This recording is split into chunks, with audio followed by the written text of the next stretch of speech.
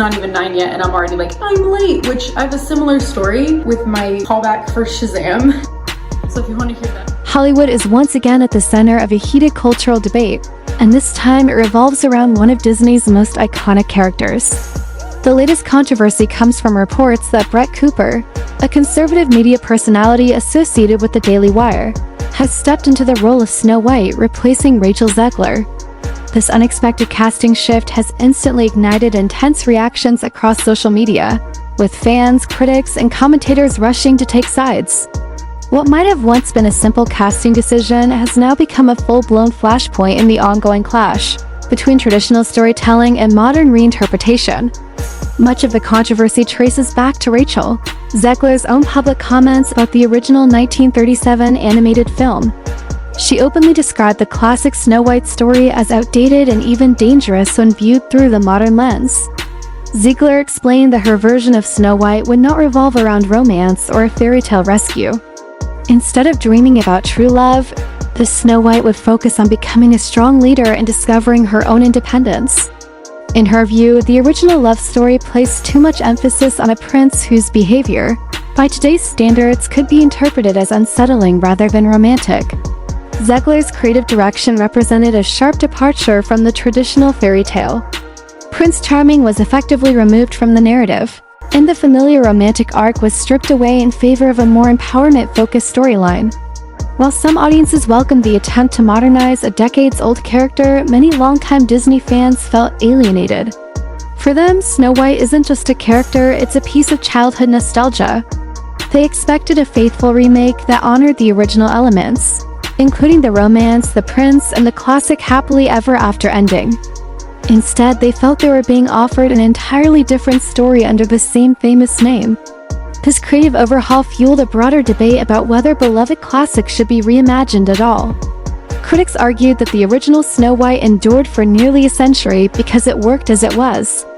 To them, removing core elements of the story felt unnecessary and even disrespectful to its legacy. Supporters of the changes, however, claimed that modern audiences deserve stories that reflect contemporary values, even if that means rewriting the past. The divide between these two perspectives only grew louder as more details about the remake emerged. Adding to the backlash were revelations about other major changes in the film, particularly the portrayal of the Seven Dwarfs. Many viewers were shocked to learn that most of the characters would no longer be portrayed as actual dwarfs, a decision that sparked confusion and criticism. For detractors, this change symbolized Disney's broader struggle with balancing inclusivity, tradition, and storytelling logic. They questioned how a story called Snow White and the Seven Dwarfs could exist without the Seven Dwarfs as audiences have always known them. Media figures quickly weighed in, amplifying the controversy. Commentators like Howie Kurtz criticized Disney's approach, questioning whether the company was deliberately embracing a woke agenda at the risk of alienating its core audience. Others suggested Disney had simply lost touch with what fans actually want, an entertaining escape rather than a politically charged reimagining of a childhood classic. Some critics argued that instead of uniting viewers, these changes were only deepening cultural and ideological divides. The controversy only deepens when you look at how Disney is handling the most iconic elements of the Snow White story. One line in particular, "Skin as white as snow," has become a lightning rod for criticism.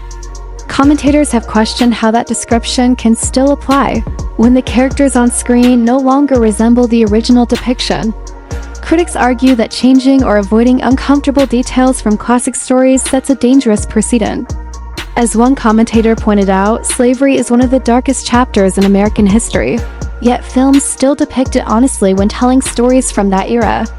The existence of a painful or controversial past does not mean it should be erased from storytelling altogether. Adding fuel to the fire, leaked set photos published by the Daily Mail sent the internet into a frenzy. Disney's PR team quickly claimed the images were fake, attempting to shut down the backlash before it spiraled further. However, it soon became clear that the photos were real.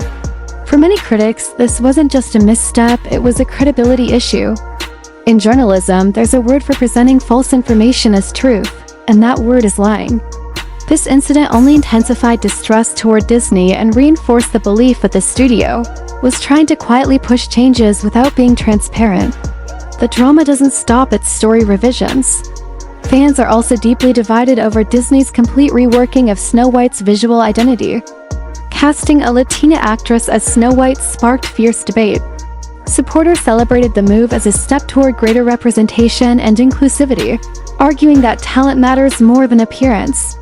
But opponents felt the decision ignored the core identity of a character, literally named Snow White because of her pale complexion. To them, it wasn't about rejecting diversity, it was about staying faithful to a story that has been clearly defined for generations. This same tension is playing out even more dramatically in the reimagining of the Seven Dwarfs. Set photos from the Snow White reboot revealed that Disney had replaced little people with taller actors, completely removing dwarfs from a story that revolves around them. Many fans were stunned, especially after reports suggested that actor Peter Dinklage had criticized the original concept as offensive. What confused critics even more was the contradiction. Disney claimed to be moving forward in the name of progress, yet ended up eliminating roles that historically provided rare leading opportunities for little people. Critics argue that Snow White and the Seven Dwarfs could have been one of the most significant showcases of little people in modern cinema. Casting Seven Dwarfs as lead characters could have launched careers, turned unknown actors into household names, and provided meaningful representation. Instead, Disney's decision left many asking how removing an entire group of people from the film could possibly be considered inclusive. The irony wasn't lost on audiences. What's better, Snow White and the Seven Dwarfs, or Snow White and the 6 or 7 unemployed dwarfs? Disney has gone even further by quietly dropping the Seven Dwarfs from the movie's title altogether. What was once Snow White and the Seven Dwarfs is now simply Snow White, and the reason behind that change has left fans completely baffled. In this new version, there is reportedly only one dwarf character. Just one. For many longtime fans, that raises an obvious question. If you're changing the story this drastically, why call it Snow White at all? To them, it feels like ordering a cheeseburger and being served a salad instead. It might still be food, but it's not what you asked for. What you asked for.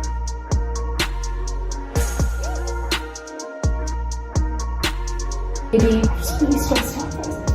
It's kind of like stupid to complain about. I swear I'm not complaining. I love. Across social media, reactions have been loud and relentless. People are asking Disney what it's doing to the fairy tales they grew up with, while critics accuse the studio of bending so far toward political correctness that the heart of the story is getting lost. For these fans, Snow White was never meant to be a social commentary. It was supposed to be fantasy, escapism, and magic, something simple, timeless, and familiar. Rachel Zegler didn't just remove Prince Charming from the story. She openly criticized the entire romantic arc, calling it outdated and even describing the prince as a creepy stalker. That statement alone sent shockwaves through the fanbase. For many, the prince wasn't a villain or a threat, he was a core part of the fairy tale formula. Reframing him in such a negative light felt less like an update and more like a rejection of the story's foundation. Fans began asking why fairy tales of all things needed to be filtered through modern cynicism. Aren't these stories meant to be about imagination and escape rather than moral lectures? As the backlash continued to grow, a new figure stepped into the spotlight, Brett Cooper. Under the Daily Wire banner, she emerged as a vocal defender of the classic Snow White story. Cooper pushed back hard against the idea that the prince was a stalker or that the original fairy tale needed to be fixed. Her stance struck a chord with audiences who felt increasingly frustrated by being told that the stories they loved as children were somehow wrong or problematic. For them, it wasn't just about Snow White, it was about preserving the joy and innocence of classic storytelling. Just when it seemed like the controversy couldn't escalate any further, the Daily Wire dropped a major surprise. They announced they were producing their own version of Snow White, with Brett Cooper starring in the lead role herself. The message was clear: if Hollywood won't deliver a traditional fairy tale, they will. Suddenly, this wasn't just a debate, it was a direct showdown. On one side, Disney's heavily modernized reimagining. On the other, a deliberately old-school retelling aimed at fans craving something familiar. The internet erupted.